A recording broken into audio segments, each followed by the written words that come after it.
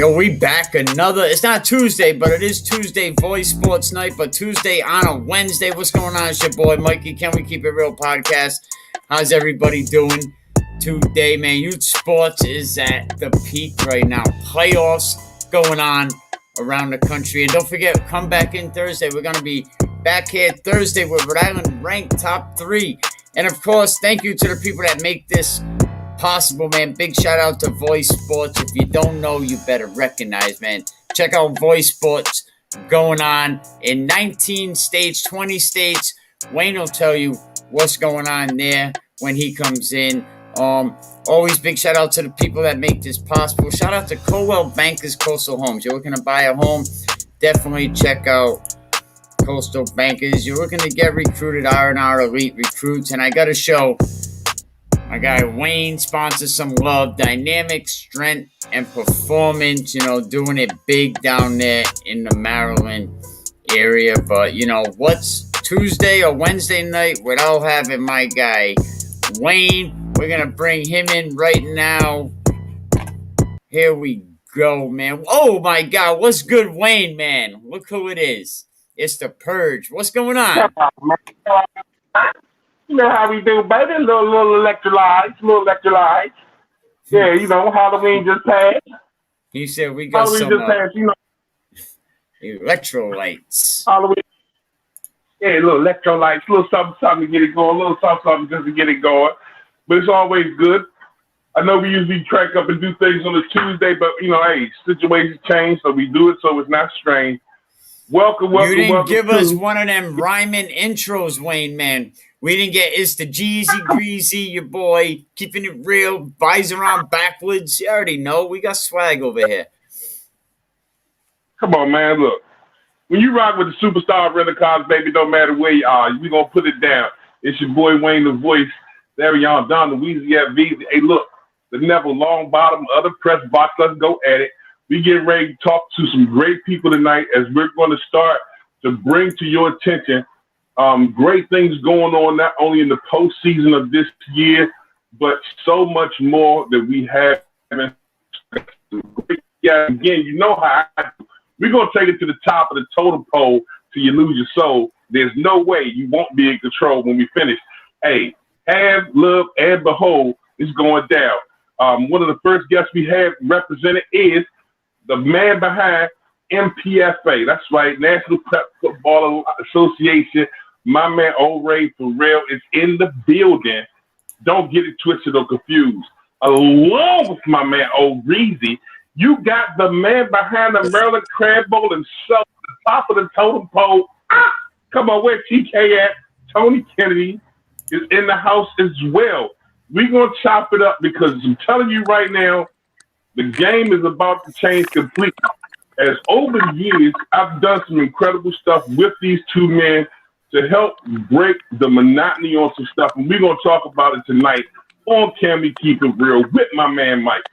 So before we get too far into a lot of the sublimics and all the great stuff that takes place, I want to give them an opportunity to introduce themselves, talk a little bit about what they do, how they do it, why they do it. And we're going to jump right into it because, again, when you get to a point where your student athlete has gone through youth ball, gone through middle school, got to high school, why are you in the 11th and 12th grade scratching your head going, how do I get into college? It befuddles me. So for this time, let's take this time and opportunity. Aubrey, please introduce yourself and let the world know what's going on with you here in the Voice Sports universe. What's going on, everybody? My name's Ori Farrell. I am the owner of the MPFA, National Prep Football Association. Currently, I run the Georgia vs. Florida High School Showcase and Underclassmen Showcase. We're going on year 4 with that. And I am the owner of Showtime Prep Academy, which is a new postgraduate program that's in the DMV area, specifically Baltimore.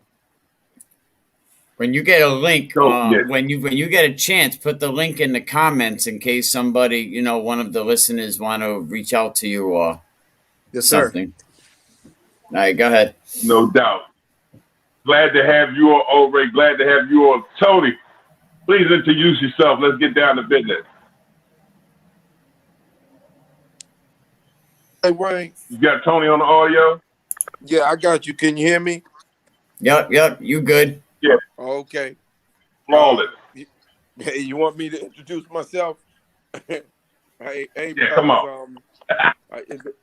Listen, it's been a rough week. I lost my son, my kitty cat from 16 years. So it's been a rough week. It's like my Sorry son. for your loss. So Sorry for your loss. yeah. All right, folks. I run the Crab Bowl. This is what year 14, Crab Bowl 14. We first the first big All-Star game, unlimited. You know that we did was 2008. And we run the Crab Bowl is also the high school senior game. So we do it here in the Maryland and DMV area. Just highlighting folks and getting them, that added needed exposure. And this year, which is going to be probably one of the biggest years, is getting them a lot of film that they need because of what happened with the COVID and stuff last year. But other than that, I mean, we're introducing the Capital Bowl, which is going to be Northern Virginia versus the DC proper. We're holding that at George Mason, and that's going to be a good thing for the kids because George Mason is going to be starting a football program here soon. So just getting, into a lot of stuff and doing it the right way. Now, Tony, for the recruiters that listen, because we have different recruiters from different states that maybe don't necessarily watch your football team, name some kids that they should keep an eye on. Name some kids that played in our game.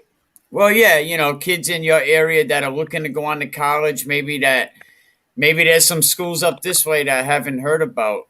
Some of the young men down there doing great things on the football field. Well, really what I've done now, because I'm on the business side and I don't do any of the recruiting or any of the stuff. I just know that we've had 40 ex-NFL players playing our game. We've had over 1,000 kids come in our game. It's probably more like 1,200 now that's gone college. Nice. Over 14 years. So, I mean, I don't, like right now, I don't get involved in who's making a team because I'm helping, the foundation and raising the money and doing all that stuff. So I leave all that to the coaches and how they pick. And frankly, because of COVID this year, I haven't gone out to any really high school games this year. I've removed myself from that because of COVID. I've been pounding, just trying to get everything and run the game and run the administration part this year because we have to have, like right now, we have a rule. You can't be in our game without being vaccinated. I mean, that's just who I am, and that's what I stand for. I had a heart attack 3 years ago, and so therefore you cannot. And plus, these kids are getting ready to go to college. I mean, why would you have a game? Why would we be playing football without having these kids vaccinated and end up passing that stuff to their parents? That's irresponsible and it's greedy to me. Okay. Man, powerful. Yeah, that is powerful. Definitely powerful. I'm sorry. It stinks that you had heart attack not too long ago. And the most important thing is to be healthy. We all have difference of opinions about the vaccine, but the most important thing is to keep these kids safe, keep them healthy. All right. So, Ray, when you started doing the Georgia versus Florida game, what was the inspiration behind it? What led you to make that move? Because I know we're gonna get a chance to ask Tony the same, but what was the goal behind it? Really just to give guys exposure, real exposure, actually. So, coaching high school in Georgia, and you and I have known each other for years, and actually dealing with guys in Florida. Our game wasn't catered to just guys that were 4 and 5 stars, but it was also catered to guys that were kind of flying under the radar because both states are extremely large. So we gave guys an opportunity to be seen, play one last game. And, a big part of our program was reaching out to college coaches about these guys and still trying to get them in somewhere, be it the D2 level, NAI level. As you know, the first year that we did it, you were there. We had, D2 coaches on our sideline. We had coaches in the stands as well. So we expanded on to the underclassmen game, where you got the guys that are, some are in their sophomore, junior year, and they still have the ability to actually garner attention from the Power 5 level. Wow.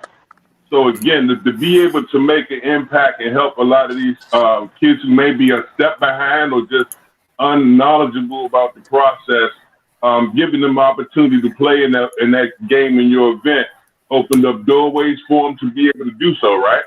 Yes, sir. My man.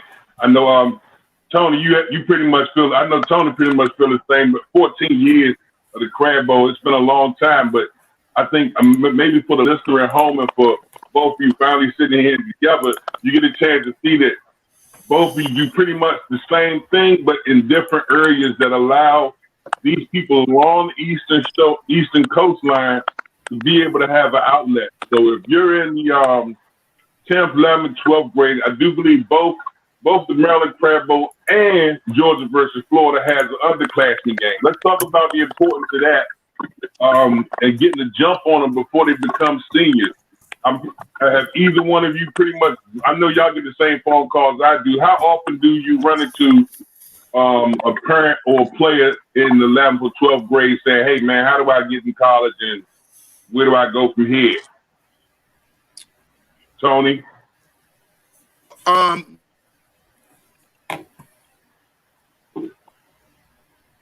Can you hear me? Yes, we can hear you. Yeah. Yep. Yeah, we had we started that, I guess 17? Yeah, 16, 17 when we did the underclassmen game, only because we had so many parents coming that needed film that weren't getting film from just their regular school. And that process, man, of trying to steer them the right way, what camp to go to, what I try to tell them is, you busy on your social media? Well, won't you be busy on your social media and tag all those coaches with your huddle tape? Facts. Won't you be busy and hit them on the Instagram? I mean, because that's what in the Snapchat. That's what those youngins are. So tag the people and tag these teams. All your highlights and stuff like that. That's the most that you can do if you don't feel like you're getting all the, you're not at the big schools. I mean, I just tell folks, I tell parents to utilize that social media the right way and stay off there with all the other stuff. I mean, that's how I tell them to do outside of our games. I mean, that's what I'm telling them to do. Nah, recruiting starts at home, and social media can be such a good tool. And recruiters tell me that when they're recruiting kids, they go back as far as they can to social media. Like, they really go back and look at you, especially these kids, look at their bio from a year ago and see what they were posting. And I know schools that did not take good players because of stuff they posted on their social media. So Tony is exactly 100% right. Man, your thoughts? Nah, I agree with him 100%. Especially, Twitter is right there. It's a tool. Almost every college coach is on Twitter. If you go to an actual college website and go under the staff list, you'll see their phone number, and sometimes you'll also see their Twitter handle right there. So you have that access right at your fingertips. If you're not utilizing it as a player at this day and age, you're really not trying. Brown University coach Right. Willie Edwards told me, I said, how do kids reach out to you? He said, you can email. He said, but better than that, go on Twitter, put your stuff on Twitter. That's the easiest way to reach out to these coaches. Put your huddle film on there and send me a DM. Better than an email. Go on Twitter, put your huddle film, send me a DM, and that came from an Ivy League school. A coach, Brown University. So these coaches are definitely on Twitter. Now, first, I'll be honest with you, I had a Twitter, but I never really used it. I was always heavy into Facebook until I think I had a conversation with Ori maybe 2 years ago. He was like, yo, Twitter the move, son, Twitter the move. And I'm like, what do you mean? And then looked up and just seen so many of the coaches beyond that on there. Now, as we talk about the usage of social media, whether you're an underclassman or actual graduate, what kind of advice would you sell to the listeners, which is a no-no and which is for show? And I say that because there's some things that you put on social media, whether it's Twitter, whether it's Facebook, whether it's Instagram or TikTok, that quite frankly is a no-no. But the things that we talk about that need to go up there, which is, of course, your huddle film, maybe even your transcripts without your vital information on it, is a for show. What would you guys think would be, those things, and what would be, for someone listening at home that has no clue, because it's going to be somebody who's going to open up a Twitter account, send a message to the coach from Oklahoma or what's my man's name, Nick Saban, and got a picture with their shirt off, sipping some Henny or something. Is that the move? Let's clear the misnomers up. So I mean, my advice is, kind of like Tony said, like it's a personal. I mean, it's a business page. It's not a personal page. So you're really out there representing your brand. So one big misconception is we all should know not to be on there using profanity or doing anything.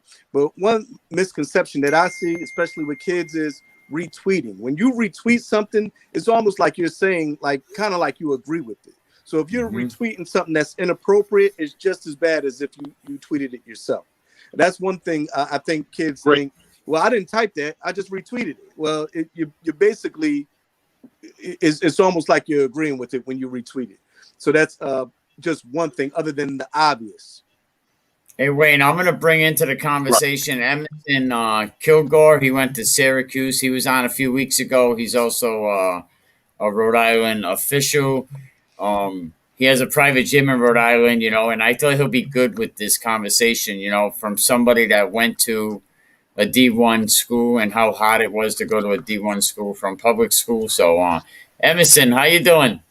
I'm doing well. How are you? All right, we're having a conversation now about social media and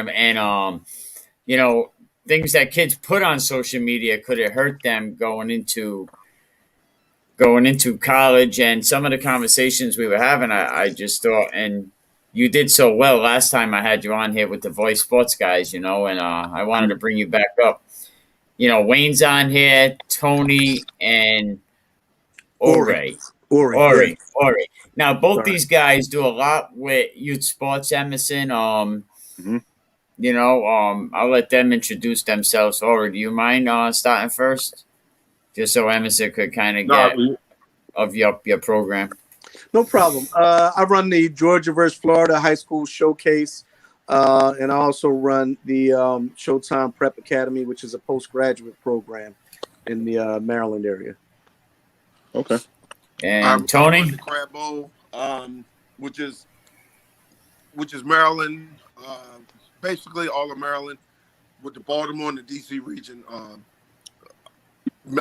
to going against each other. Is what we've been, which is Crab Bowl 14, and we've been to all the big stadiums with it. We've had 40 pros. Like I said, over 1,200 kids have gone to college from it over the years. And we've gone down to the junior game, sophomore game, and 6th through 8th grade. So we've done it from 6th grade all the way up. Yep, that's me. All right. And of course, great to have you on and represent us all. I'm having difficulty getting his video, but I definitely got you on audio. We were speaking in terms of advice to a lot of the players that was watching in terms of their usage of social media in the recruiting process. We both had a chance to talk both Ori and Tony in terms of what their games have provided over the past. And we're getting ready to start talking in reference to the things that are expected in the future, very near future, as both games are coming up very soon. Definitely love to hear your input as things continue to go on. But Ori, as your game get ready to take place, what month? I know you usually do your game in December, January. Is there a distinct purpose for that? We do it January 14th to the 16th, so it is Martin Luther King weekend. The purpose for it is just it gives some of the players in that area anyway a time to play in other games.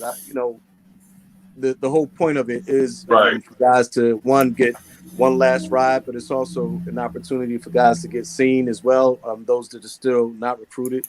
So it's just better to we just have it kind of separate on a separate weekend from where there are other opportunities for them. So we give guys the opportunity to play in not just our game, but other games. And clearly it doesn't interfere with their high school season, whether they go to the playoffs and the championships, and all that stuff pretty much out the way. Yeah, and by by January, then, you can enjoy. Yeah, all that's out the way. Tony, your take on it. I know you typically do yours right around the Christmas time. I do mine week before Christmas. My take is coming 2 weeks after the state championship, and I try to keep it within a month, within 3 weeks after the WCAC championship. I still want them in their real football shape from what they have. Most of them get back out of it, but and it makes it easier for us because I have the Capital Bowl, and remember we used to have the Chesapeake Bowl right behind it, so I didn't want both of them on top of each other. Plus, I want to get out the way of when they got to go report for school because a lot of guys start reporting in January. Yeah. So I wanted to clear out. No doubt. We lose guys. To Tony's point, we lose some guys because of our late start date in January. Guys that are actually going the next semester. Sometimes we lose guys because of that. But you see how the culture is so much different down, going down south than it is here up north. Sometimes off season, these kids just check out of football and there's not enough programs. Emerson can definitely attest to that. And the culture seems so much stronger on different parts of the country. Right. Just to touch on that, that is ultimately the problem up here in the Northeast is that, outside of the political issues in terms of dealing with the governing bodies of high school sports, a lot of our kids, once football season's over, like Mike said, it's over. Like, they're done until June. Some of them do other sports, obviously, but we're trying to cultivate that culture up here has always been tough. And again, one of our bigger problems is that we have people who think they know what they're doing and they don't. That's actually one of Rhode Island's bigger problems is that we have a lot of folks who are pretenders. They like the fact that, they have the title or whatever, but they don't really know what to do with the title. That has been the problem. It's been a nonstop issue here. And as much as folks like myself and others try to change it, people like the status quo. And it's been a tough road here, but we're making steps, making steps in the right direction. But just tough thing. It's honestly really good to hear, how other states are doing it, and hopefully we can start mirroring some of that in the next couple of years. But it's just good to hear. It's unfortunate because we do have talent up here. We don't hear about it much, but we definitely do have talent up here. But it's not maximized like it is in other states. Hey, well, good luck because you gonna mirror that hate too, because you're gonna get a lot of hate. I'm telling you that. Would you say you both went? Would you agree to that? 100%. When it first started, you had a lot of opposition to what you were doing. When I first started, you do get a lot of hate. That's for sure. I ain't mad at them no more, man. They God bless them. I love the haters. Exactly. That's what I'm saying. If they're hating, you working. Hey, dog.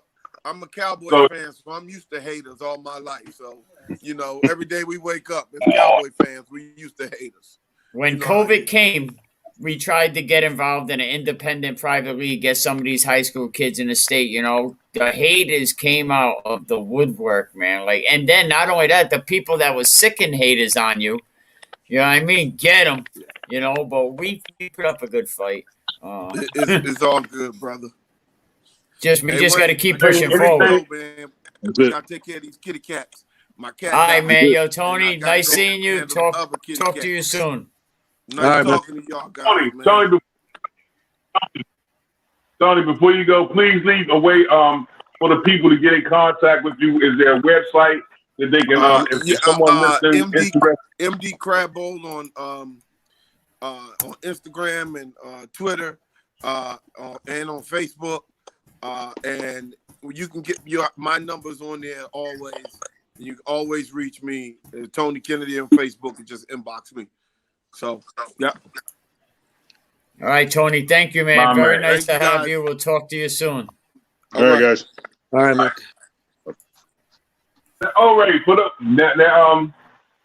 Now we get the chance to really get down to the nitty gritty with some of this.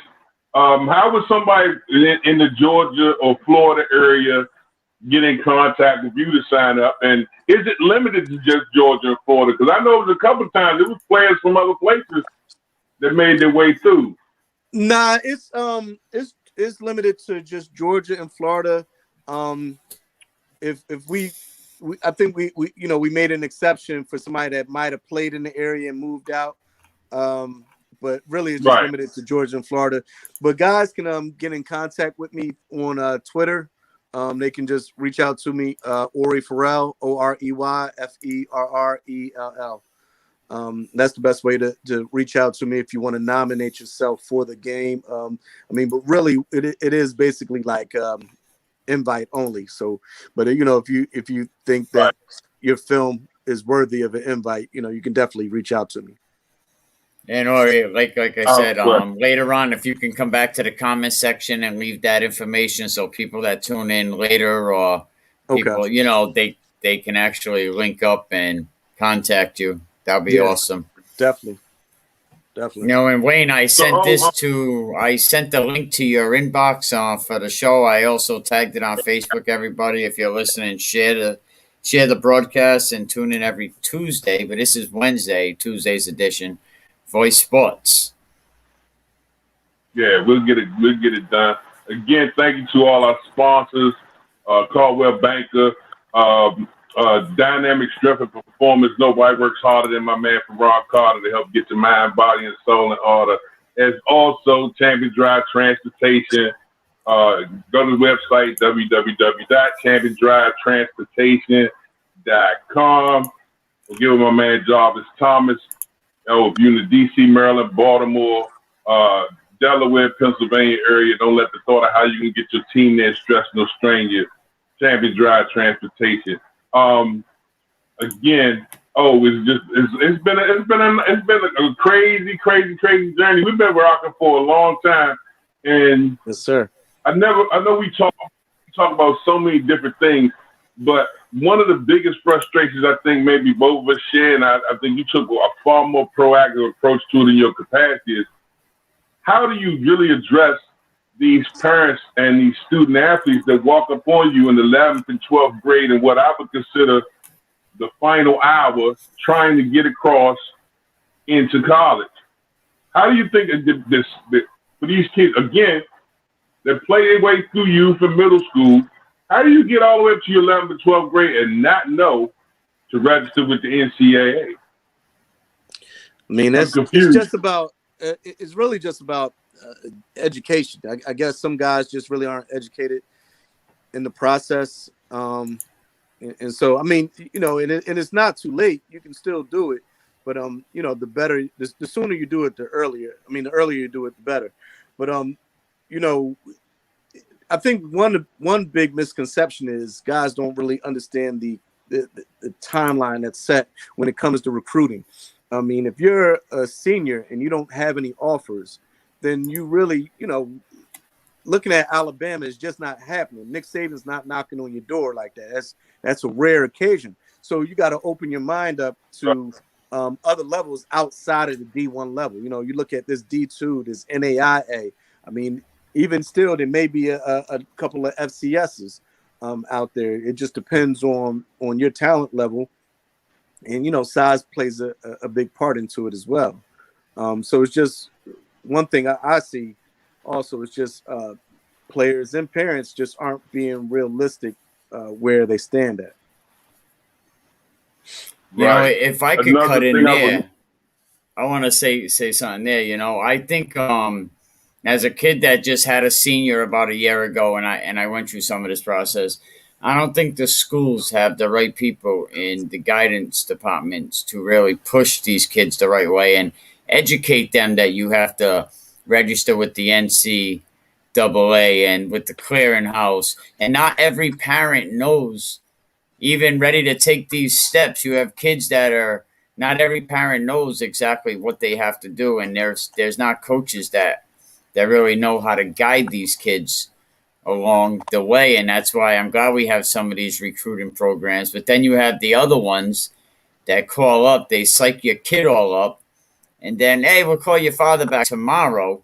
So you have a day to work on your parents, to try to get them in this $1,000 recruiting program. And right. That's understand, but to understand the dynamic too, Mikey, and that is, and I know I typically talk about this on the daily show, and I stopped doing it. I stopped doing the morning show because of just the traffic. But the first thing to touch on was, one, I already said it himself. You lose a lot of players because once the season stops, they stop working out, they stop training. They may pass the eye exam, but by the time they're ready to go and go shadow days of visits, you out of shape and you're trying to get yourself back. That's one thing. Second thing is understanding that many of the counselors, the guidance counselors at local high schools, whether you public, private, charter, border, or the like, it's not their goal to get you into college. That's not part of the gift package. Their job is to get you across the stage. Now, out of courtesy, they'll say, well, name 3 colleges you would like to attend. Usually kids scream Alabama, Michigan, and Penn State, or whatever the case may be, and then that subject is dead. If you don't know how to get the most out of the situation, meaning you don't know that when you walk in there, that every school that is certified by the NCAA gives 10 free waivers to the school. Mind you, if you don't even get a free one, I think it's only $75 to register. Once you register, that's when your counselor sits down with you and helps you structure your courses so that you're taking those prerequisite classes in your senior year so that when you go to college, you're not registered. You go straight into the system. Again, you can only get out what you put. It's kind of perfect example. It's like a computer. You put garbage in, you get garbage out.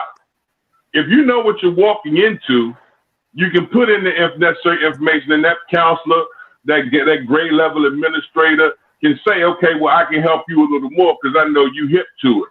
I know you serious. Whether you're a public school, most times in public school, have them counselors or the kids don't really know or not really serious about it. So whose responsibility is it? Like, who educates these kids? Some kids have no idea. Who tells them, hey, you have to register for this? If it's nobody's responsibility, who lets them know? I say something to the school, you got to go on the portal. I need a PhD to navigate around these portals. Here's the reality of the situation. You're blessed if you have a high school coach on your on staff that has that information, or is that can help you navigate through that information. So really, unfortunately, it falls on the parent and the student, and sometimes they just don't know, and I get that. But it's really one of those things where you have to kind of educate yourself, and you really have to take control of the situation. Because like I said, you're blessed to even have a high school coach on your coaching staff that is well versed in recruiting. Because sometimes, you got to look at it like this. Most high school coaches around the country are guys who are just coaching part-time. He's getting a $2,000, $3,000 stipend at the end of the season. He's a full-time math teacher. He has his own family. He has to, has his own lesson plans that he has to go over. On top of that, his job is to win football games. So getting you recruited at the end of the year, sometimes it's just not high on his priority list, or he just doesn't have a Rolodex of coaches. So he might know 5 coaches from when he played, or whatever the case may be. And once he goes through those 5, and if that's not a hit, then he can't help you. Unfortunately, that's what it is around the country. That's the majority. Now, sometimes you have a situation where there are coaches that are just gurus as far as getting their guys into school. But you can't just rely on that. You're lucky if you run into that situation. But as a parent, you just have to really kind of start off kind of like you're almost like you're an agent for if your child is taking athletics very seriously, then you kind of have to take on that type. You have to wear that hat. Shout out to Samson the Bad Guy. The recruiting starts at home. And he made a great point about that. Now, where I'm at in Rhode Island, we're fortunate enough to have a recruiter that lives at high school football games in Rhode Island.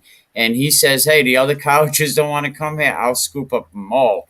But he is at every Friday night. You can catch him at at least two games. And it's rare to see recruiters doing that, even in their own neighborhood. Should they be doing more?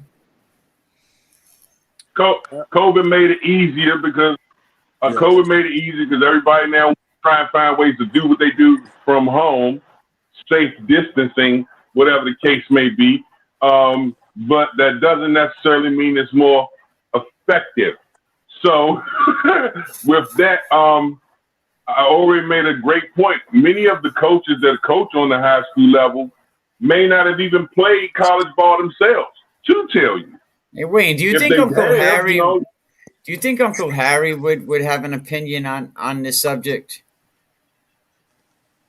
I'm pretty sure Uncle Harry got an opinion on everything, and from West Virginia, I'm pretty sure he would have some knowledge. I bet he knows somebody or was related to somebody that had something to do with whatever we're talking about. Because this guy, I mean, he's been all kind of connected. My cousin, my brother, my cousin's uncle. Salute to Uncle Harry. Welcome. How you doing? What's going on, fellas? Long time no see. Wayne, I miss you, man. Come on, you know how we do, man. I be on the road with a truck. Man, you everywhere, brother. What's going on, fellas? I try to be omnipresent. What's happening? I try to be omnipresent, keep you some fried pheasant. You know what I'm saying? Yes, sir. So get me caught up. I'm sorry. We was talking about a lot of the great state games that take place. Already runs the Georgia versus Florida along with Showtime Prep. That's another great point we got to talk about. And we're just helping get a lot of these players up to speed because many parents of student athletes, the guys get to 11th, 12th grade and they have no clue how to get into college. And a lot of these bowl games, these exposure games give them opportunity to do those things. Right. I know with you being out of West Virginia, the Martinsburg boys got a coach out there that's gonna make sure they get into school. Shouts out to my man. Shouts out to Two Fly up at Georgetown now, looking good. Oh, it's all good. Man, that kid is running. I'm so proud of these kids up here from the Eastern Panhandle, and kind of what you guys are saying. We have good coaches now who are trying to push the education part, which will help them get to a good school. Well, it'll help them get to a school, period. Right. I'm seeing a lot of kids I'm seeing the portal is overflowing, and I actually talked to a D3 recruiter, and he said we've been getting quality kids from D1 programs because now with all the kids getting the extra year of eligibility, right, it's less kids that they could take. And now the portal, I think, was up to 2,000 kids the last time I checked. So you're having a trickle-down effect. And D1 schools are becoming very good right now. But it's hurt the high school senior. Yes, it does. It hurts the high school senior because out of 25 kids that each college usually takes, it was dwindled down to 15. Right. Yeah. I just got off the phone with Coach Wheatley over at Morgan State about a week ago. He's actually offered our quarterback over at Showtime Prep to come there and our defensive end. But he's you know, him and I had a conversation about that, and basically he's got a bunch of guys who just their eligibility is extended. So he's in the next fall, he's probably only going to bring in about 6 guys. Right, You're yeah, because talking about the FCS program. You got sophomore right now. If they're sophomore in school, they're a freshman on the field because of the eligibility. So they're considered a freshman on the field, sophomore in the classroom. You got seniors last year that graduated, and guess what? The NCAA is picking up the tab on this. All these kids are getting a free year of school. You know, I didn't know that. Yes, the NCAA is picking that up. Good stuff. COVID money. Yeah, they got plenty of it. Well, that money that they didn't have to pay out for endorsements, you know, they'll use some of that. Right. With so many of these great kids coming through, like as we said, the middle school and the high school part, often we see the super talented and we lose a lot of them behind the grades not being right. Oh, how many times have you seen a great kid come through? I mean, pass the eye exam, awesome player, great personality. And as soon as you pull up that transcript, you're like, people like, oh my God, what are you doing? You can't even get a 60, and you get a 60 if you put your name on the paper now. Can I give you guys a prime example real quick? A couple of years ago here at Martinsburg High School, their state champion quarterback won state 2 years in a row, didn't have the grades. 4 or 5 months after graduation, I read about him in the newspaper. He had gotten locked up for armed robbery. 2 months after that, he ended up going to jail again for actually breaking into the school. So, yeah. Should we be grabbing these kids in time and see what happens in the public school? They see kids like that, and they say, we don't want the liability. So they send them to a behavioral school, or they send them to the McDonald's school, because McDonald's will give you a diploma now, too, if you work for them. And the schools just don't want no liability. It's called I read about it. It was the school to prison pipeline, actually. It was actually called, and it said that these schools give up on a lot of these kids because they need a little more help. So they was like, you know what, these kids are liability. Let's send them to a behavioral school. And then them are the kids Uncle Harry's talking about. They end up in jail for armed robbery. What happened to No Kid Left Behind? Well, you know what? Policies is what happened. Yep. Liability is what happened. They cost too much money is what happened.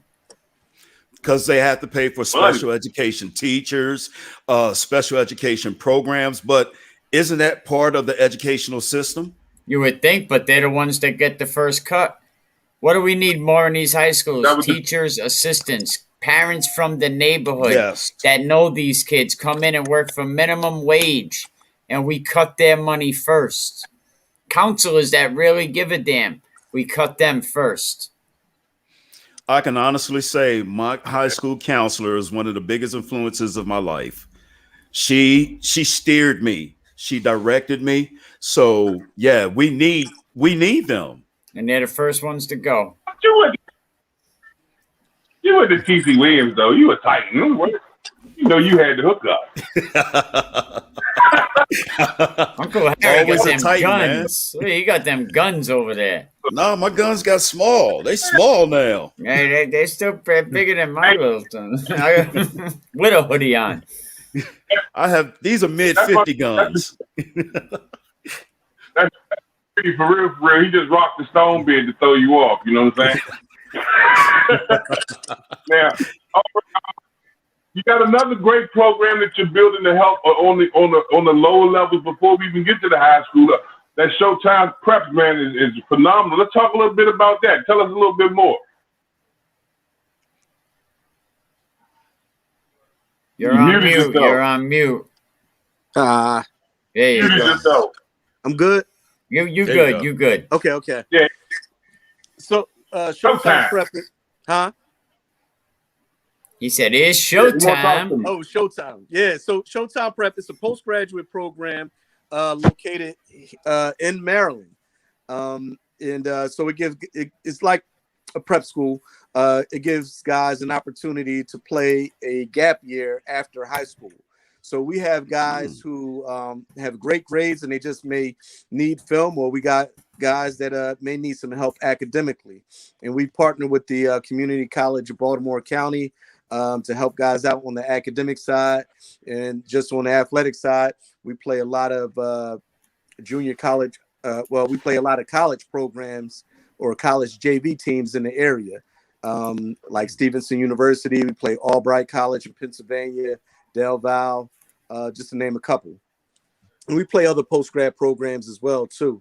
But, you know, it gives guys another season without losing any eligibility. They can also earn college credits at CCBC.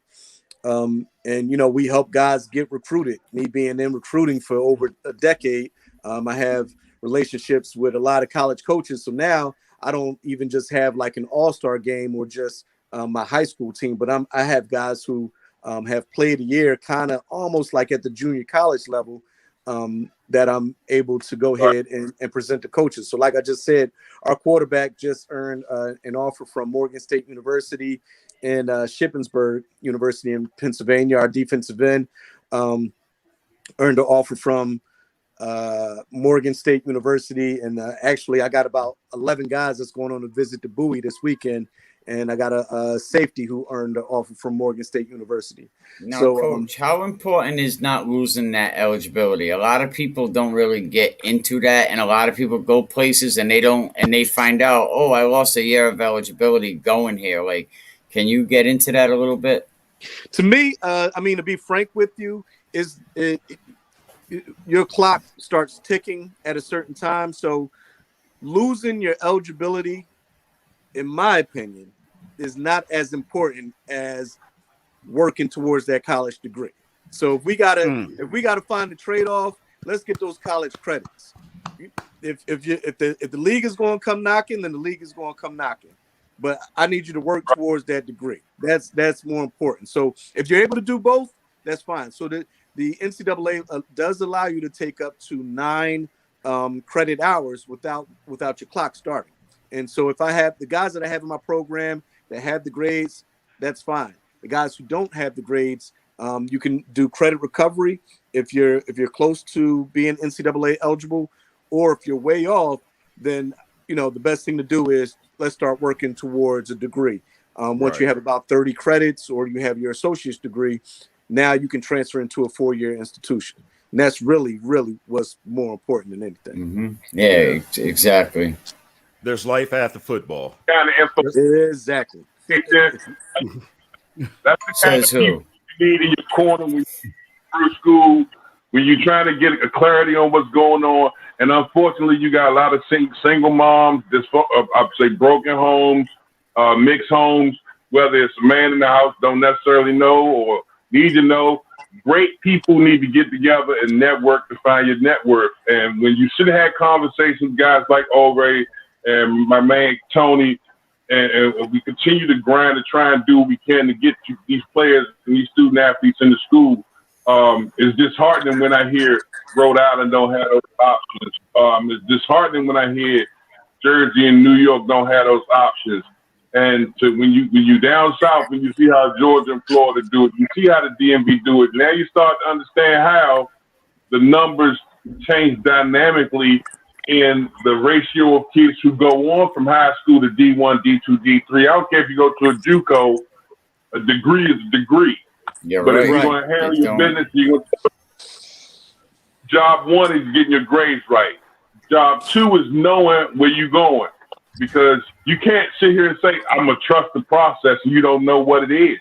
If you don't have an understanding of the outline, or even got somebody that's going to sit there and make sure you're good, it'll save you some time. Because I know some parents, and I'll be honest, I don't usually bash on folks, but hell, it's going to happen. I know a couple parents that paid $1,500 or more to NCSA to get their kid into a college. They just paid, gave them the information, and they end up with invitation to Frostburg when it's an open day. I said, you could have went to an open day without paying for that.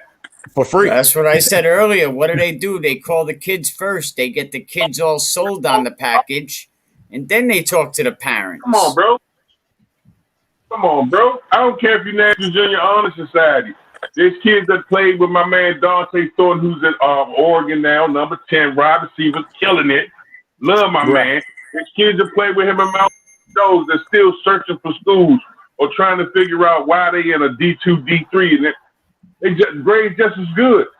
Again, it goes back to understanding and parents having to be educated. So if we can save them from getting to that point where they have to get last minute help in 11th and 12th grade, I'm encouraging any parent that's watching, any coach that's watching, if you are a facilitator, someone that can help get these kids into schools, please reach out to us. Don't hesitate.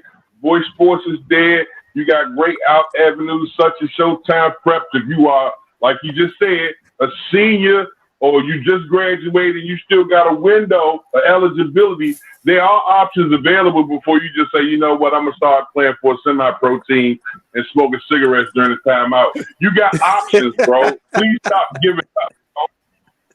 You laughing at Listen, I'm on the field semi-pro all year long, and they do be smoking cigarettes, and I do be yelling at them too. I'm like, come on, man, you got to get back in the game. He said, pass me a cigarette. Wayne, you have another guest in the green room, Rusty Noel.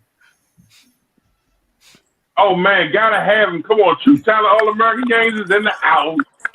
Welcome. How you doing, Rusty, man? Hey, how y'all doing? Not bad. You know, we talking about getting into college. We're all thinking about going back. Strap on the helmets. Man, if I could go back and live a college life without having to go to class, I'm in too. Oh, I know it, man. Rack up the bills in college. Either way. It's funny. Uncle Harry was just talking about cigarettes. I was on a college campus a couple months ago, and I said, I need a lighter. And I walked around that campus like 45 minutes, and I said, I can't believe I'm on a college campus and I can't find a damn lighter. Back in the day, I remember like everyone had something lit, and it wasn't, it wasn't a cigarette. Oh, man. I know it's real, but you going off the dark side. Yo, no. For those people on the panel, Uncle Harry, my man O-Ray, I want to introduce him. I know he's going to get a chance to do it himself. Rusty Noel is the man behind True Talent All-American Games in Louisiana. And I'm beyond. Once you hit the state line, if you run into somebody that doesn't know Rusty, everybody's looking at you like, who are you there? All right. So Rusty does a lot on the youth level, but again, he follows his players all the way up and out. And I definitely think he has a lot to present to this, but I know he out moving. Rusty, tell us a little bit about yourself, True Talent, and some of the things you're behind.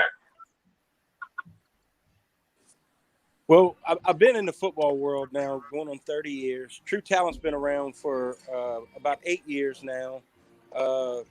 We're going into our 8th year. We host All-American Games for youth. We do New Orleans, Nashville, Tennessee, Riverside, California, and here in Lafayette, Louisiana. We used to do New Orleans. We moved that game here to Lafayette, Louisiana. Our December game is attached to the NCAA New Orleans Bowl in New Orleans. This year, we postponed that game, and it's been hard. There's still a ton of COVID restrictions in New Orleans. Also, they were hit directly by a hurricane, and that really delayed a lot of things and put it on. And I'll be honest with you, and you spent some time with me now to where you know me. If I can't do it right and can't do it 100%, I just won't do it at all. If it's, I could throw together an event and sell it out and come out here and attempt to, but for me, it's not about making any money whatsoever. It's about the experience for these kids and these parents. And if I don't have the time or the answers from the powers to be to where I can organize and make sure everything is top notch and perfect, I'd rather just postpone it and do it again at another date. Shout out to Rusty, New Orleans. My I man. used to live on the West Bank down there, West Wego. I used to call it You Lafitte. I sound didn't like know you're it. from the West Bank. He said you sound like you're from the. Well, during the All hurricane, right, is that good or bad? My luck, I moved right into the hood. Lafitte took it in the mouth for the hurricane, man. Lafitte took it rough. Matter of fact, they're still struggling Lafitte right now to just try to get back on their feet and get things going. We've been traveling down there and cooking for the people down there and bringing supplies and things of that sort. It'll be a while before they get back on track. Is there still things that the people in Lafitte need? You know, I'm sure they're still accepting donations and stuff. No, I mean, now it's just a matter of getting them back in their homes, getting the Right. construction done and getting them back livable and that kind of stuff. It goes in phases. At first you need to get down there and rescue people. We go down there, we're the first one. Sometimes the eye hasn't even completely passed, and we're down there in our boats snatching people out of their attics and off their roofs and wherever we can snatch them off from. And then it kind of goes into water and anything possible to eat. Then it kind of goes into gas for generators and medical supplies and the necessities. And then it kind of goes into, place to stay and that kind of stuff. And right now they're just, it's the problem with Lafitte is the storm surge was so high. And whenever it went back out, it left them with about 3 foot of mud, the most horrific smelling mud that you can imagine in your life. Well, you got the Mississippi Lake Pontchartrain in that area, so I could only imagine. All of that, guys. Hey, look, I know, Wayne, I know this your TV show and all, but I got somebody walking up right now that I know you're going to want to see. Bring them on. Let's go. Look who's coming up. Look who's coming up to get in the mix. Hello. Did she have some crawfish? I seen a little crawfish in the back. Everything's crawfish in Louisiana. Hi, Shorty. Yeah, man, they got live music inside. But I knew, Wayne, you wanted to see you wouldn't pass up a chance to see your girl. Hi. Hey, look. There you go. Hey, we sat down at the football field. That's my cousin right there. Say hey, that's my Ma. commentator right there. What's going on? Now you're famous. Hey, they got kids in here watching videos on their phones. She's glued to the big screen where the football's at. That's all she wants to watch is football. That's it. Smart girl, smart girl. Yeah, she's taking after her mama. Get them young. You get them young, oh. Man, so now by Rusty coming, adds to the dynamic because while we talk about everything these kids go in high school, you got people on the East Coast that don't have to deal with the dynamic of stuff like the hurricanes and all that stuff that adds to all the other implications that come with the NCAA and the high school stuff. So again, these are added difficulties that, along with the parents not knowing or the parents not being hip, you now got to deal with the fact that schools are delayed because of the hurricane. Right. Those kids down there deal with a whole different. We have parishes here. Y'all have counties. We have parishes. Right, parishes. There's about a 4-parish region that there's no school. There's no school. School hasn't even started back up. So there's no football. There's no school. And for some, it's not a big deal. But here's the thing. These seniors missed their whole senior year of football or basketball or baseball or whatever. And here we go, another problem. They're going to miss their senior year. Like we were talking about earlier, do they lose eligibility because of weather conditions? Well, you do for high school because yes, you do. You can't once you graduate and turn 19. It's different. At NCAA, they give them, an eligibility, an extra year, like COVID or something like that. They can give them an extra year. Not in high school. High school, you can't come back. That's true. No 5-year eligibility. We think a little different. When it comes to high school, it's about getting that degree and moving on with your life. It's not about sports, supposedly. Although we use it as a vessel to try to get these kids free education. They don't look at it that way, and you can't have a 19-year-old come back and play high school ball who's already graduated high school. They should at least let them So they just miss reclassify out. to 1 year because of these situations. They should be allowed to reclassify if parents want to do it, especially with the COVID stuff. We had these conversations Wayne last season. But then you create a backlog for the next class. It's already a backlog. Yeah. And how many years will it take for all of this to get somewhat back to normal? Or is this now 5. the new normal? I don't ever think it will.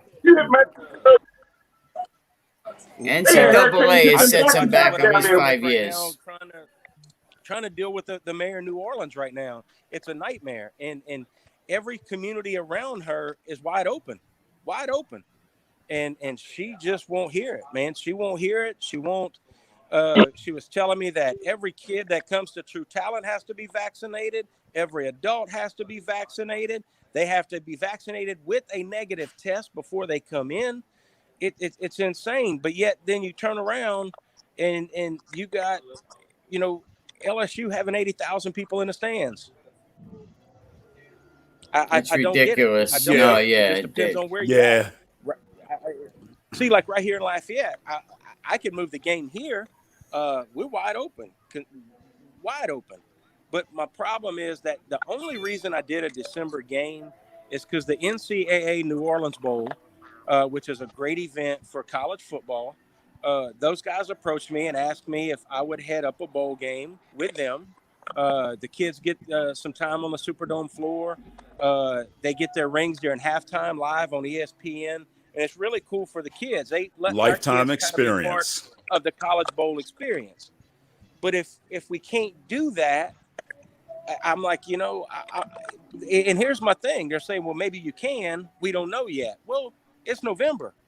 The bowl game's mid-December.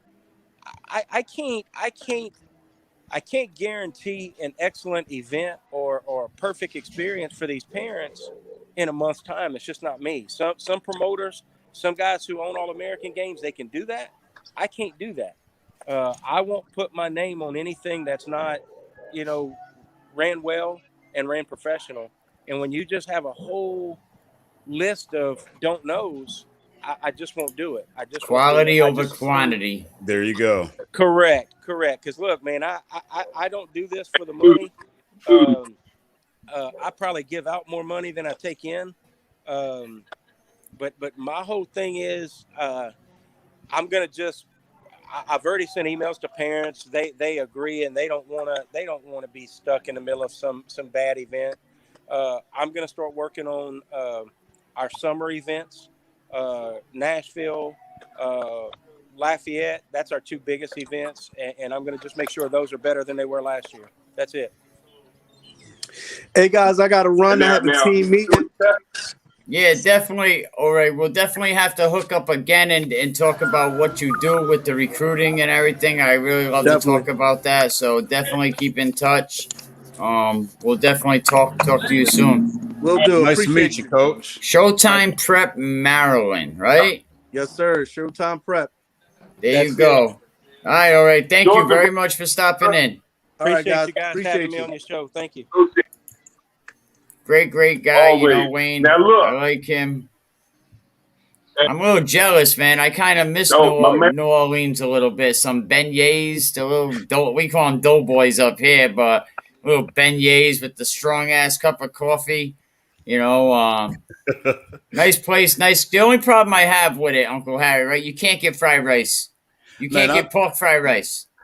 When I was stationed in Mississippi, I used to hang out in New Orleans. So it was really it was the first time I experienced a drive-through liquor store. Yes. Drive-through daiquiri shops. Yeah, they had drive-through everything. Everything. Listen, I went down there because we had a relative dying. By the time he died, I said, I'm staying. I'm not leaving. I'm staying. Yeah, Wayne, your voice is a little screwed up. But Uncle Harry, I said, I'm staying. Did we lose Rusty? Yeah, Rusty dropped off. Yeah, he tuned out. I'm not sure if he tuned back in. But New Orleans, it's a great place. Okay. Everyone needs to go there. It's Mardi Gras year-round, basically. And from a northern boy like me, I said, I'm moving here. Matter of fact, I rented an apartment, Wayne, Uncle Harry, right? I didn't, of course, my luck. I moved right into the middle of the projects. You know what I mean? I settled in good. I was the whitest boy in the 9th ward. Hood skip. You know what I mean? But let me tell you, after the first week, I started settling in. But I loved it out there. Loved it.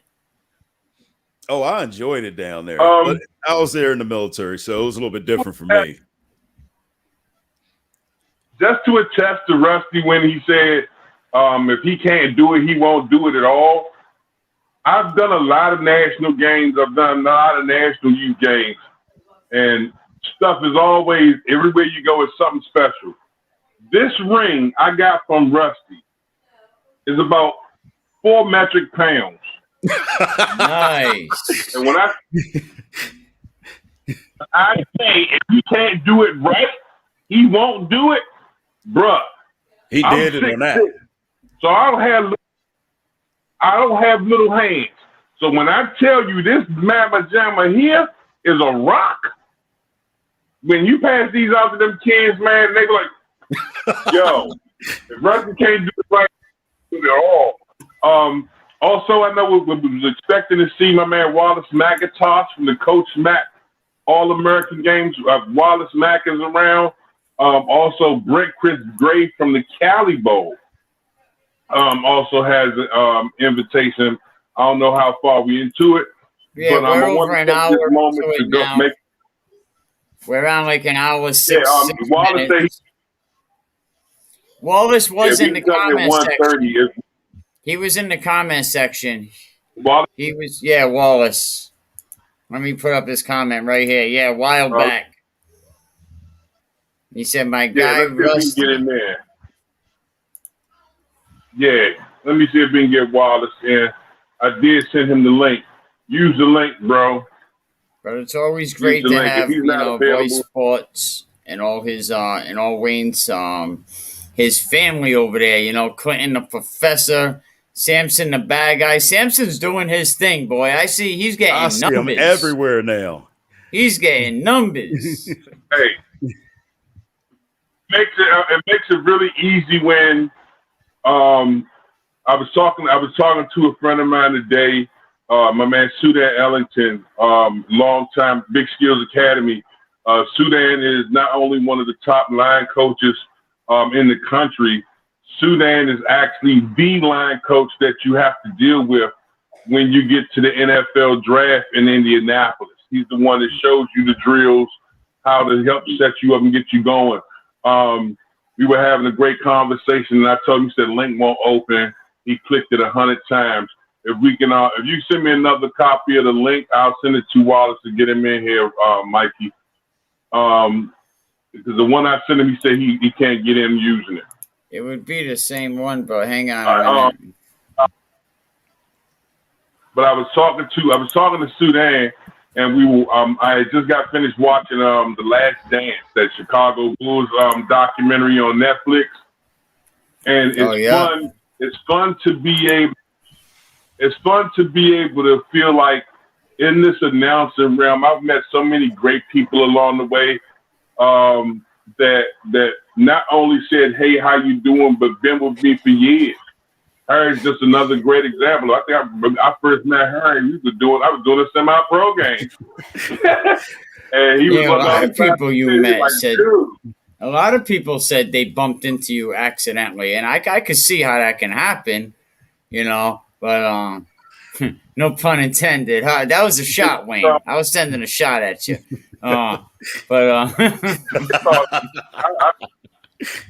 It's just been a blessing to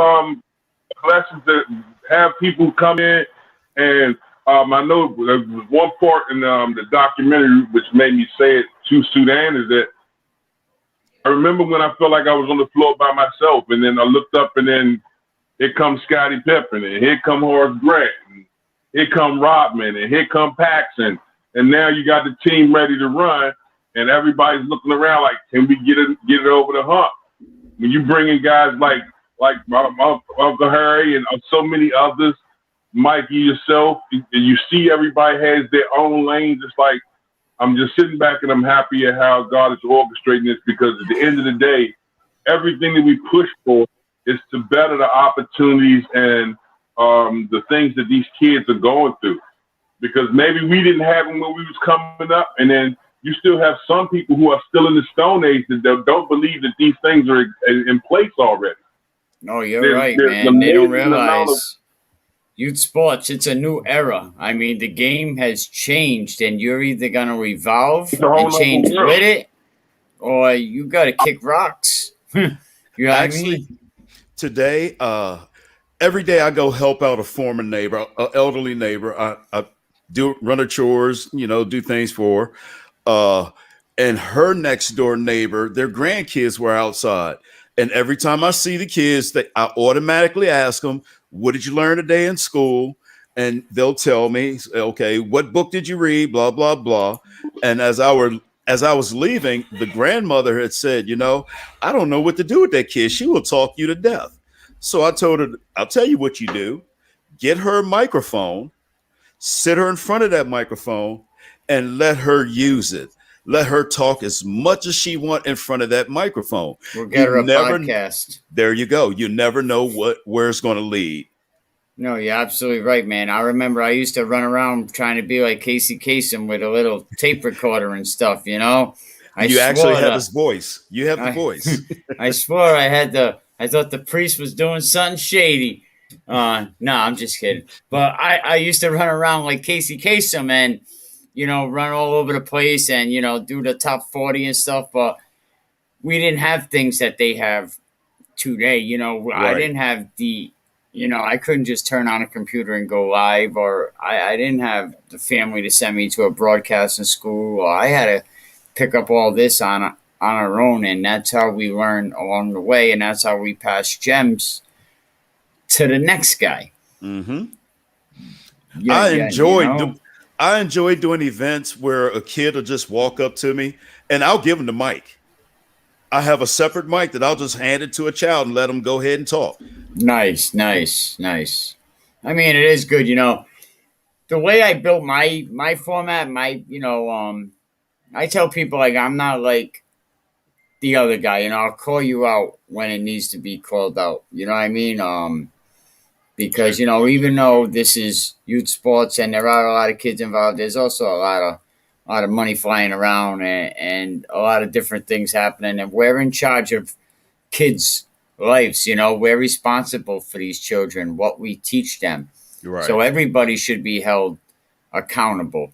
You can't sweep things under the rug. If you get accused of doing something, you do the right thing about it, cool. You do the wrong thing, guys like us, I hear you, Wayne. Guys like us have to call them out on it, even though we don't want to. It brings negativity to the game, but we can't allow people to do what they're doing and just sweep things under the rug. So people say, I'm negative. I don't think I'm negative. I think what you did was negative, and I'm just calling you out on it, and I just want to hold people accountable. But that's the way it's supposed to be. Nowadays, no one wants to take accountability for anything. Nothing. Someone was talking about Michael Jordan. I said, if Michael Jordan was around today, his career would be over quickly based on a scandal. You know what I mean? That dude, like, so many scandals. I mean, there's even rumors about that his father got caught up in his scandals, and it led to his dad's demise. Now, I know people denied it, and of course Jordan's going to deny it, but you had interviews with factions of the New York Mafia that are now in witness protection, but they gave testimony to that. So I really believe that is possible with Michael Jordan, but he wouldn't have, his career would have been over, definitely the way he was living his life with social media. Everybody's a little bit too touchy now, man. No, you're absolutely right. You can't say nothing about anybody, Salute to Dave Chappelle for doing his thing, his Netflix special, It wasn't really about comedy, that special. It was about, letting people know that we should be able to talk freely. Even women are afraid to say anything now because they don't want to offend any groups. You look at, before I end the show, Uncle Harry, if you look at youth sports, female youth sports is probably going to be over in 5 years. There will be no more girls' youth sports. And, you'll look back and say, why? Why? Because we're letting transgender take over youth sports.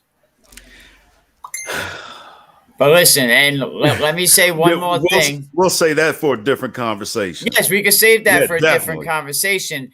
But Connecticut, 17 girls sports championships went to transgender students. That were That's boys. why that needs to be a different conversation, because we all have a lot to say on that. So yeah, excellent. Yeah, we can definitely do that. And that's what my platform's here for. No shame. Bring your A game. Talk your shit. And that's what I want people to do. Like, to each his own. We'll definitely have this conversation again one day, Uncle Harry. But definitely, it's something that I think needs to. It's a conversation that needs to be had. It's been a conversation that has been brought up, but people are afraid to address it. Afraid of offending? They're just afraid. Yes, everybody's afraid to offend somebody, and a lot of people are afraid to speak about it. But I think it's something that needs to be talked about. It needs to be addressed because I really think in a couple of years there will be no female sports. And I understand your point. You're absolutely correct in the way you're putting that, because the male body and the female body are two totally different things. And if you start off biologically as a male, that puts you physically a few years ahead of a female of the same age group. But like you said, we could save it for another conversation. Yeah, definitely. And before I end, like, you can't change the DNA. Like, you can't change your body. You can take all these medications you want. You're still going to be structured differently. But yeah, I would love to have that conversation. It's something that that needs to be had. But Uncle Harry, man, thank you very much. We'll definitely talk soon. You're always welcome. Anytime. If you ever have anything going on and you need the platforms, call me up. Be like, Mike, got you. I need to say a couple things. I need your platform, and you have it, man. I appreciate Harry, thank you, man. Good luck to any kids in your area, man. Uncle Harry is the man. My uncle, your uncle. We have family over here. Yes, sir. We'll bring definitely Wayne in before we sign off. I was just about to sign off.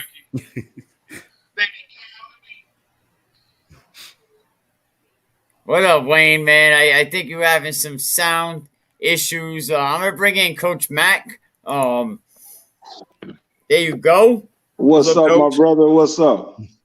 All right. All right.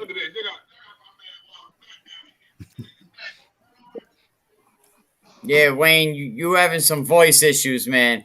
Coach Mac, man, you're a Buffalo Bills fan. How'd you get involved with this character, Wayne, over here, man? And how'd you get involved with Voice Sports? Well, me and Wayne, we go back socially. Wayne, I don't know how long it's been, man. About what? 5 years now, maybe? Somewhere in that area. I've been hosting my events here in Florida. I have several events I host. And my main event is my Coach Mac National Youth All-American Bowl. Wayne has been trying to get to it, for the past 3-4 years, and we was blessed to have him for the 4th annual. And also, he'll be back for the 5th annual again, back in the house here in Fort Lauderdale. Nice. Buffalo. We actually had a former. I won't hold it against Wayne since he's a Pittsburgh Steelers fan, even though they got it week 1. Look, he said, "I'm out of here. I'm out of here." If you're gonna lose, you lose early. I had Nate Turner on a couple weeks ago, former Buffalo Bills guy. He played for the Bills during the Super Bowl era. Mm-hmm. He also played for I want to say the Carolina Panthers, but he said he still goes up to the alumni meetings up there in Buffalo, and it was just nice to talk to someone that made it to the NFL. And we kind of got into the whole Kwame Brown bust talk, and he said, you know what, for people to say anybody's a bust, we're part of that 1% club and made it to this elite level. And, Emerson Kilgore told me once that success is playing at any level after high school. Success in football is playing any level after high school. That's a fact. You know, but Wayne, what's going on, my brother? I don't know if you can hear me. nah, Wayne's having problems, man. He's been jumping out. You know, he don't have the great service. You know, you caught the Well, tail end of the show. I'll bring Wayne back no in. problem. Listen, I was There he actually is. fully tuned in the whole time. Yep, I I think seen you that- in the comment section. Yeah, the Man, link he that was I cut had. up. Man, I is that think- Coach? Coach Mac, can you hear me, What's man? up, my brother? I know you ain't gonna do that to me, man. I know he ain't throwing a shout out at my Steelers now. I know he ain't gonna do that to me.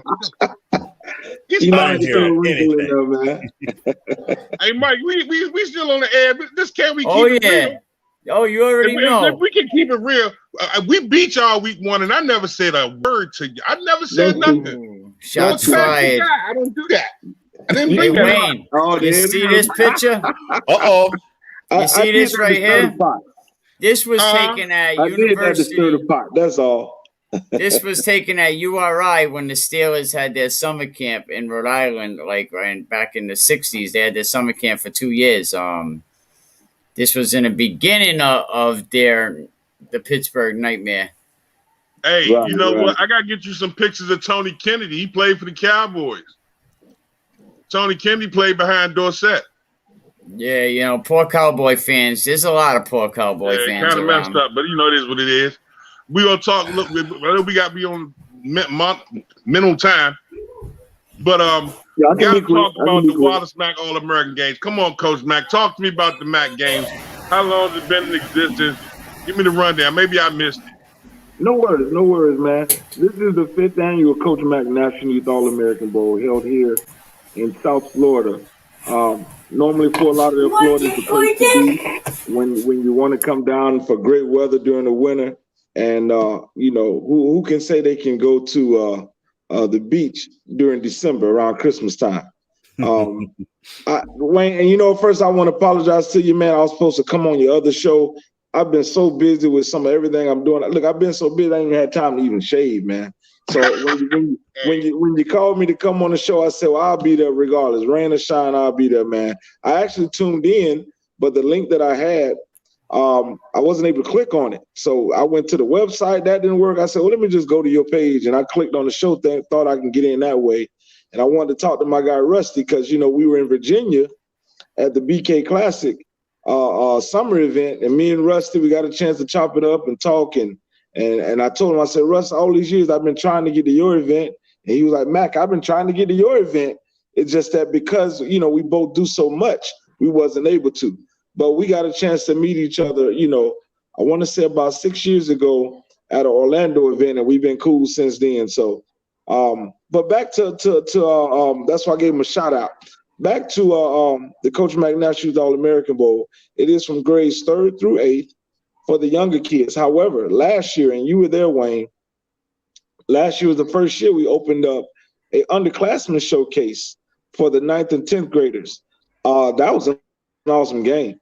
I didn't think it was going to be a big turnout because it was my first year doing it, and it turned out to be one of the better games throughout the day. So I'm excited to have that back again this year. A lot of the young athletes asked me, Coach Mack, you doing it again? I said, yeah, you know, and those who are sophomores who are now juniors, they was like, well, Coach, you got to do something for the juniors and seniors. I know it get a little bit more critical, and I heard you guys talking about college football and all the recruiting and everything. Yes, those guys, they're the ones who do need the help.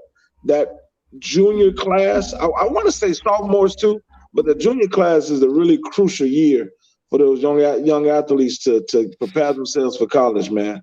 And me being a high school coach, even though I'm a JV football coach, you know, I see where some kids do make it and go on and be great, and some of them are on the bubble, whereas they don't get the recognition or they don't get the spotlights or the looks that they need.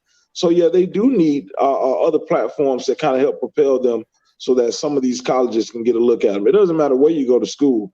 You know, I've always heard, and I preach to other kids, even my own kids, if you're talented, you know, they'll find you. They find you. They find Yeah. you. Right. What's wrong with JV coaches, man? Shout out to all the JV coaches. They need love too. Yeah, man. Listen, I do want to give a quick shout out to actually, I got on one of my shirts now, Cardinal Gibbons High School. Uh-oh. I can't get the camera right. Hold on. Let me see. Lord, There we There you go. go. There we go. There we go. Have you ever seen QB1 on Netflix, season Yeah, 3? yeah. That's the school I coach for. All Now, right, that's what's up. There you go. Episode 4, you can't see me because Nick Scalzo, who's at Kentucky now, you know, he was talking to some of the coaches and he came out to see our JV when we played St. Thomas. Matter of fact, we beat St. Thomas 33-6 that game, but it's just JV like everybody say, right? It's only JV. You It's know, only like JV. He had to throw it out there. I'm looking at JV as that's Start your that in your future. spirit. That's your future versus my future. So I love JV. Right. He said, but we And got to you be honest- 33-6, but it's only JV. We But ain't it's only keeping JV. Right. That's what they say. But however, you can hear me, but you couldn't see me. So, you know, Right. but shout out to the school I've been a part of, the Gibbons family, for 21 years now. And I'm not going anywhere. I'll be there for probably, you know, I don't want to put a timeline on it, but my boys are actually in 8th grade. I'm waiting for them to get to high school. He said, they're going to So carry that way me they out of can propel there. themselves from there. So, but back to the All-American Bowl. It is December 30th through January 2nd. So 4-day event. And Wayne was in the house. He got a chance to speak live. I mean, actually, you know, when you came in, man, you know, nobody knew who Wayne was down in South Florida. But before he left, they knew. They who know he was. now. You know, he put his stamp on it. Yes, And sir. man, listen, some people was Put even his asking, foot in is it. that announcer coming back next year? I'm like, yeah, he coming back. He got to come back. That's my guy. So yeah, definitely. It's a 4-day event. Like I said, I want to say that Friday. I know it wasn't set up that way. That Friday we had a little situation with the practice facility.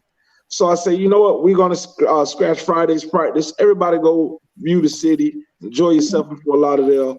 Man, I went and looked on Facebook, and a lot of people tagged me in pictures of them on the beach and downtown on the Strip, and you know, those people from Virginia and all those other cities and states, they actually enjoyed themselves go. other than just coming for football. But back to football, that 7th and 8th grade game was awesome. That Saturday night, Wayne, remember that one? That was an awesome game. My man Bud Cow pulled it out at the very end. I think they was about to lose with seconds on the clock and brought it back, and they overcame him and Anthony Poole. You know, that was an awesome game, man. Nice, Definitely an experience. There's a different caliber of players there. And it's going to be something you definitely want to find out more about, ladies and gentlemen. Definitely, Coach Mack, please put the information for people to be able to get in contact you in the comment box so they can line it up. And also with my man O'Ray doing the Georgia versus Florida game. Those that you see at Cardinal Gibbons that are 11th graders, 12th graders, and looking to get that push, definitely link up with O'Ray and get them over there. We take care of those games and get them into school as well. Sometimes to get your net worth, you got to network. And that's why I want to bring a lot of the best people that I've been able to run into together. Because what unifying piece between Mikey and Harry and you and O'Ray and Kent and Tony Kenny and myself is we all care about where the kids go, and it's not about the numbers as far as money or whatever. Same thing especially with Rusty. We want to see these kids have an opportunity to fulfill their dreams, and you provide an opportunity for those kids in South Florida to do just that. Now, I know we talk with a lot of the other guys, and I know you can attest the same. You might have started it for the kids in South Florida, but looked up, you started getting kids from all over the country coming in. Right. You're right. You know, my 3rd annual, I couldn't believe it. I had a young man all the way from Chico, California. I never even heard of Chico, California. and I was like, wow. I asked his mom, like, how did you all find out about my event? She said, my son was on Instagram, and he saw it, and he showed it to me. He said, Mom, I want to go to this. And they made it happen. Yeah, we found out from Chico. They flew in, and man, listen, they didn't come back the next year because of COVID. But they say they do want to try to come back. If not this year, next year, definitely. But they enjoyed themselves. So, yes, it is a truly a national event. I want to say Pennsylvania, Virginia, oh my gosh, it's so many people. Even I'm sitting in front of my computer now going through these nominations. So many people from different cities and states who are coming down here to South Florida, man. It's going to be an awesome weekend at the 5th annual Coach Mack National Youth All-American Bowl. So, Wayne, we got to talk. I know you got Showtime Athletics with my guy, Al Spears, when you wrap him up, come on down, man, and do your thing. Bless these people. You know down how in we South gangsta Florida with boogie. your We gonna presence. make. I wouldn't miss a championship round for the world. So, ladies and gentlemen, you watching this video, you know what time it is. It's gonna be on like Neck Bones and Soup Kitchen, and I bought my own hot sauce. Right. There you go. I want to say this while I'm thinking about it. Shout out to all the event hosts that host these All-American Bowls. It's for one common cause. It's for the kids, man. It's for the kids, for the youth, to propel them to the next level. Some people always say, well, you do an event, so-and-so else do an event, and they do an event. Okay, it's okay. If you go down the strip, you got a Burger King on one corner, McDonald's on another one, and Checkers on another one. That's how you network. That's how you network. Share the wealth. To pack up Thanksgiving weekend and go up to Pennsylvania to coach in the BK Classic with my man Brian Cowell. And like I said, I was there in Virginia as well. Over in Sarasota with my guy Marcus Waters with Gridiron Kings. I've been going over there for the past 5 or 6 years. So yeah, man, I always like to show love to all events. So shout out to Showtime Athletics, man. I know he's doing it here in Orlando, Florida, which helps you out because from where you live, drive down the street. It's a jump, skip, and a hop for you to come on down to Fort Lauderdale from Orlando. Just a drive down the street. Hey, again, please, Coach, make sure you put your contact information in where definitely the family and student athletes who are watching this can have a chance to find out more about the Wallace Mack All-American game. Hey, look, if you don't know, it's a place to be. It's a spectacle. Not only that, it's in South Florida in the middle of December, bro. Yo, who wouldn't want to wear a bathing suit on Christmas? That's right, man. Hey, Coach Mack, you're welcome on again. Wayne, I'm up. I got to go get my wife from work. She works late tonight. But thank you, everybody. I really appreciate it. Coach Mack, come on and talk about them bowl games that you have coming up. Maybe we can spread the awareness and try to get some more studs down there. I call them creatures. Well, before we go, you can reach me at my website, www.cmf101, which stands for Coach Mack's Football 101, or you can reach me at 954-632-7668. And put all that in the comment section and watch episode 4. You can hear Coach Mack but not see him. There you go. That's right. Wayne, Uncle Harry, thank you. Wayne, close it out. Look, for all those who watching, we want to say thank you to our sponsors, Coldwell Banker, Dynamic Strength and Performance, and Champion Drive Transportation for providing the ability for us to bring this to you, along with make sure you stop at Can We Keep It Real? My man Mikey Rebello, the super producer, doing this thing. Nobody gets it looser. Hood skipping the place to be. We'll be back next Tuesday, 8 p.m. with more great event planners and more great talk from youth level to college and more for your knowledge. Hey, we out of here. All right, thank you, guys. All right, we out. But y'all thought we was done? Oh, we ain't never done. It's Mr. Spin Your Block. Yeah, it's the remix. And I got some shooters with me. I ain't even doing no